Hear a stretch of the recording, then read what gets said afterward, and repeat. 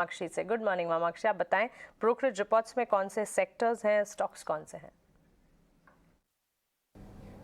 जी बिल्कुल, शुरुआत करते हैं हम आईएक्स के साथ। बर्नस्टीन की तरफ से रिपोर्ट आ रही है और इनका कहना है कि आईएक्स काफ़ी अच्छी कंपनी है, अच्छी गवर्नेंस के साथ, मगर एक फंडामेंटल चैलेंज उन्हें नजर आ रहा है। ट्रांजैक्शन चार्ज में गिरावट आने की आशंका है, जिसके चलते बर्नस्टीन ने आईएक्स पर अंडर परफॉर्म की राय को बरकरार रखा है। पीएसयू बैंक्स भी फोकस में रहेंगे। मॉर्गन स्टैनली की तरफ से रिपोर्ट आ रही है और वो एक्सपेक्ट कर रहे हैं sustain loan growth, higher margin और lower credit cost PSU banks के लिए। बैंक ऑफ इंडिया और बैंक ऑफ बड़ौदा इनके मुताबिक काफ़ी बेहतर रिलेटिव रिस्क रिवॉर्ड रेशियो नज़र आता है। उन्होंने सारे ही पीएसयू बैंक्स उनके जो कवरेज में है उनके लिए टारगेट प्राइस हाइक किए हैं, सिवाय एसबीआई के लिए। इसी के चलते हम देख रहे हैं उनकी ओवरवेट की राय है bank of India, bank of Baroda और एसबीआई के लिए। इक्वल वेट की राय आ रही है पीएनबी के लिए और अंडर वेट की राय है कैनरा बैंक के लिए। मेट प्लस हेल्थ भी फोकस में रहेगा। इन्वेस्टेक की तरफ से रिपोर्ट आ रही है और इनका कहना है कि कंपनी नियर टर्म में टियर 1 सिटीज़ में एक्सपैंड कर रही है और उनकी जो कैश पोजीशन है ये एक्सपेंशन को सपोर्ट करती है। मगर ऑनलाइन फार्मेसीज़ की हायर डिस्काउंटिंग से कंपनी को थोड़े नियर टर्म चैलेंजेस आ सकते हैं, जिसके चलते इन्वेस्टेक ने मेट प्लस पर खरीदारी की राय ज़रूर दी है, मगर लक्ष्य को घटाया है, 1200 से 860 कर दिया है। और आखिर में हम फोकस करेंगे लाइफ इंश्योरेंस कंपनीज पर। एम्बिट की तरफ से रिपोर्ट आ रही है और इनका कहना है कि नॉन प्रमोटर बैंक्स की अपॉर्चुनिटी लार्जली अनटैप्ड है। अगले दशक में जो प्रीमियम ग्रोथ आएगी वो टर्म इंश्योरेंस के जरिए होगी। एसबीआई लाइफ इनफैक्ट इनकी टॉप पिक है। तो ओवरऑल देखिए, उन्होंने खरीदारी की राय के साथ कवरेज शुरू की है एसबीआई लाइफ, आईसीआईसीआई प्रूडेंशियल और एचडीएफसी लाइफ पर। बिल्कुल वामाक्षी, तो बैंक्स, लाइफ इंश्योरेंस, प्लेज और हेल्थ केयर सेक्टर है जो कि इस वक्त ब्रोकरेज के रेडार पर। शुक्रिया वामाक्षी सारे ब्रोकरेज रिपोर्ट्स के लिए। हिट्स का आप जायजा लेते हैं। देखिए, फेड की तरफ से इंटरेस्ट रेट सिनेरियोज में एक इंटेंसिफाई करने की जो बात आती हुई दिख रही है। ब्याज दरों में जो तेज बढ़ोतरी के संकेत नजर आ रहे हैं उसने यूएस मार्केट्स का, एशियाई बाजार का तो मूड बिगाड़ा, लेकिन कमोडिटी मार्केट्स में भी उसका एक असर पड़ता हुआ दिखा है। क्या किया जाए फिर इन सिचुएशन में कमोडिटी मार्केट्स में, बताने के लिए हमारे साथ वंदना जुड़ गई हैं, कमोडिटी एक्सपर्ट। उनसे बातचीत करते हैं। एसएमसी ग्लोबल से हमारे साथ वंदना भारती जुड़ी हैं। वंदना, गुड मॉर्निंग, स्वागत है आपका 18 स्वदेश पर।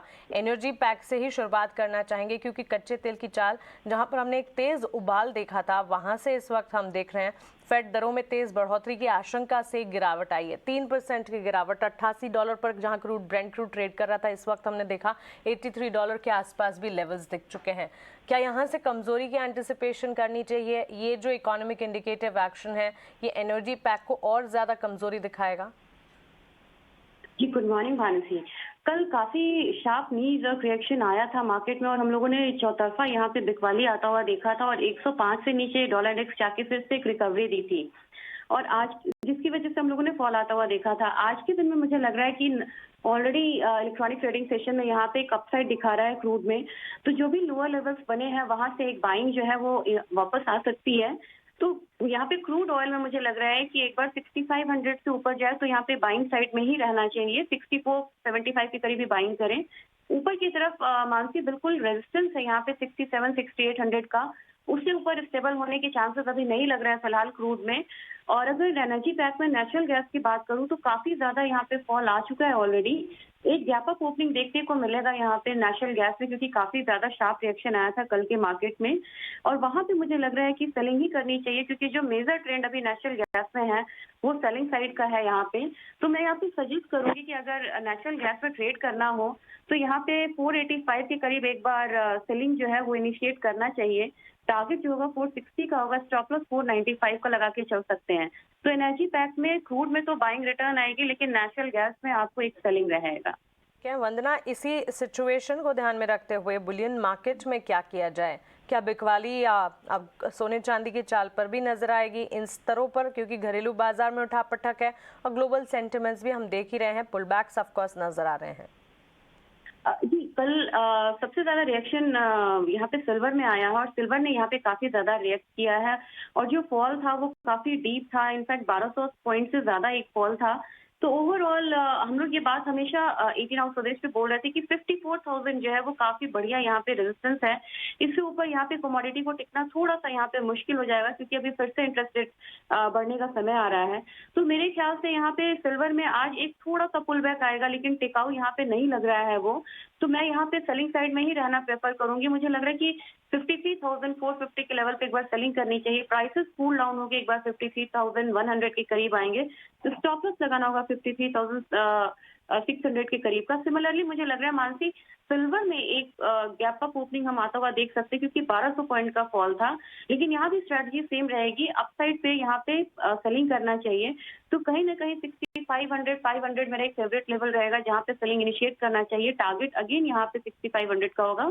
स्टॉप लॉस यहाँ पे 65,700 का लगा के चलना होगा। ठीक है, अपॉर्चुनिटी क्रूड और सिल्वर में यहाँ पर बिल्ट हो रही है, लेकिन बेस मेटल्स की चाल को कैसे देखें, क्योंकि वॉलेटाइल एक्शन और इन पर्टिकुलर कॉपर को अगर देखा जाए जिस तरह की स्थिति नजर आ रही है, क्या यहाँ से और नीचे के लेवल्स नजर आएंगे आने वाले दिनों में? स्ट्रैटेजी क्या सेल साइड होगी?